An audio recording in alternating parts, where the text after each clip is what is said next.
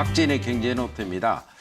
저금리 속에서도 꾸준히 수익을 내는 상품이 있어 요즘 관심을 끄고 있습니다.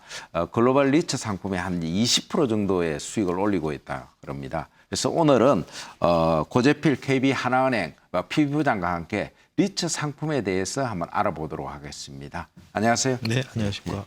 조금 리츠 상품에 대해서 좀 소개를 해주시죠. 네, 리츠 하면 조금 생소할 수도 있습니다. 그냥 쉽게 말씀을 드려볼게요. 부동산 펀드라고 그냥 보시면 됩니다. 우리나라에서 나오고 있는 리츠는 보통 투자자분들한테 자금을 모아가지고요. 그걸 가지고 부동산을 삽니다.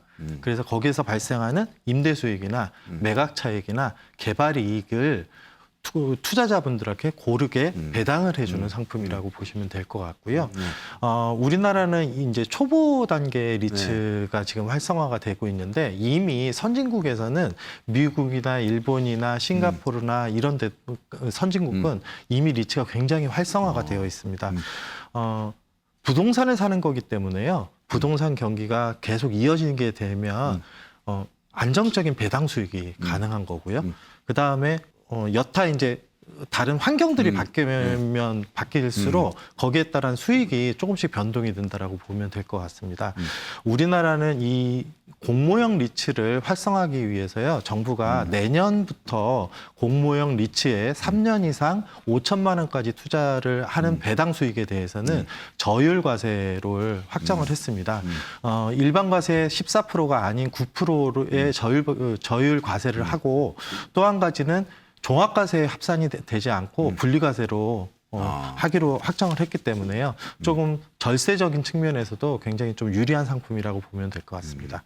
근데 뭐 최근에 이제 롯데 리츠니 뭐 그런 공모 리츠가 나오면서도 계속 추가적으로도 그런 상품이 나온다는 얘기가 있던데 어떻습니까? 계속 예고가 돼 있습니까? 네, 그렇습니다. 말씀드린 대로 공모형 리츠 시장이 굉장히 이제 계속적으로 공모가 이루어질 거기 때문에 우리나라에서는 지금 내일까지죠. 오늘까지죠. 오늘까지 롯데 리츠가 이제 공모를 마감을 하고요. 향후에도 뭐 NH 리츠라든가 여러 가지 리츠들이 공모형 리츠들 공모가 예정되어 있습니다. 그럼 부동산 펀드하고 가장 차이점이 뭡니까? 리츠하고. 네. 쉽게 얘기하면 맨 처음에 말씀드렸듯이 부동산 펀드가 리츠다 이렇게 이제 설명을 드렸는데요. 여러 가지 안에 보면 뭐 법이라든가 이런 것들이 좀 다릅니다. 그런데 단순하게 보시면 부동산 펀드는 공모형 부동산보다는 폐쇄형 부동산 펀드가 많습니다. 그 폐쇄형이라고 하는 것은 내가 투자를 해서 만기가 되기 전까지는 환금성이 조금 떨어질 수 있습니다. 리츠는 조금 다릅니다. 리츠에도 사모형 리츠가 있고 공모형 리츠가 있기는 한데 지금서부터 이제 롯데 리츠 이후에 이제 아마 나오는 것들은 거의 다 공모형 리츠로 나올 것이고요. 이 공모형 리츠는 주식회사 형태이기 때문에 이 리츠의 주식이 주식시장에 상장을 하면서 유동성을 공급한다라는 사고 파는 게 그렇습니다. 그 부분이 좀 다르다라고 보시면 될 것 같습니다. 한데 예상 수익률이 지금 어느 정도 됩니까? 그런 아까 롯데 참 이 조심스러운 질문이긴 한데. 해외의 그 글로벌 리츠들은 굉장히 성숙 단계에 있습니다. 리츠를 요번 롯데 리츠도 마찬가지고요. 공모를 하실 때 투자 설명서들을 보시면 그 안에 들어가 있는 부동산들이 있습니다.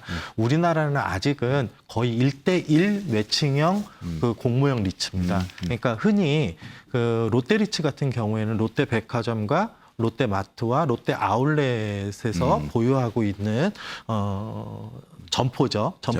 약 10개를 유동화해가지고 하는 상품이거든요. 그렇기 때문에 그 부동산만 보면 돼요. 그래서 대략 6% 정도 뭐 수익이 나온다 이렇게 얘기를 하는데요. 해외 리츠는 조금 다릅니다. 해외 리츠는 보통 블라인드 형식이라서요. 들어가면 이 규모도 상당히 큽니다. 그래서 어떤 데 투자를 하고 이런 것들은 공시를 통해서 확인을 해야 되는 부분이고요.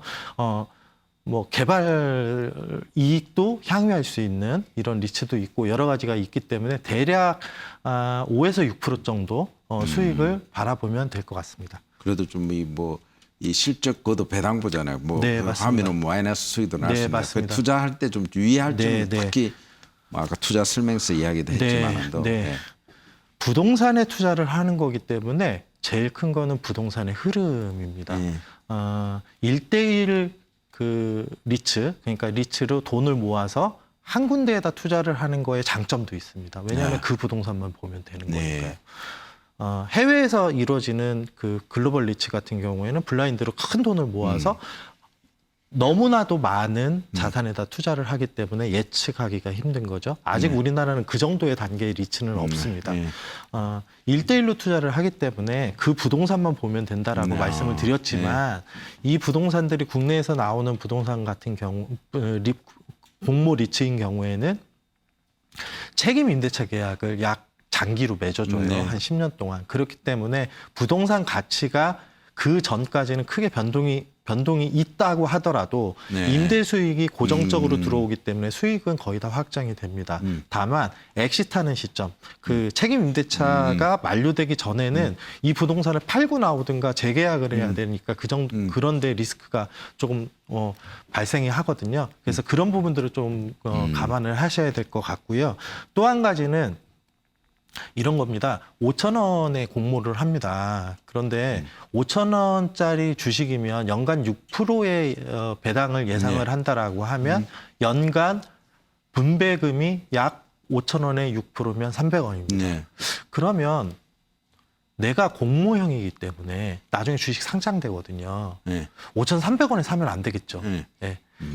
가격을 내가 5,100원에 샀을 때는 연간 이게 이 부동산 리츠가 연간 배당률이 책임 임대차 계약을 해서 몇 프로의 배당률이 예상이 되는데 그게 내가 지금 얼마에 비싸게 사게 되면 나의 기대 수익률이 얼마가 떨어진다. 이런 부분들은 좀 계산을 하셔서 좀 매매를 하셔야 되는 그래요. 부분이 있을 것 같습니다. 그럼 이 투자를 하려면 어디를 가야 됩니까? 이게? 네. 누차 말씀을 드렸듯이 공모형 리츠는 주식시장에 상장이 되거든요. 예. 그렇기 때문에 주식시장에서 그냥 사시면 돼요. 사도 되고. 예, 우리 종목처럼 삼성전자 이런 것처럼 이름이 붙어서 상장이 되거든요. 예. 그래서 공모하실 때 이렇게 공모를 안 하셔도요. 그냥 매매하시면서 하시면 되고요.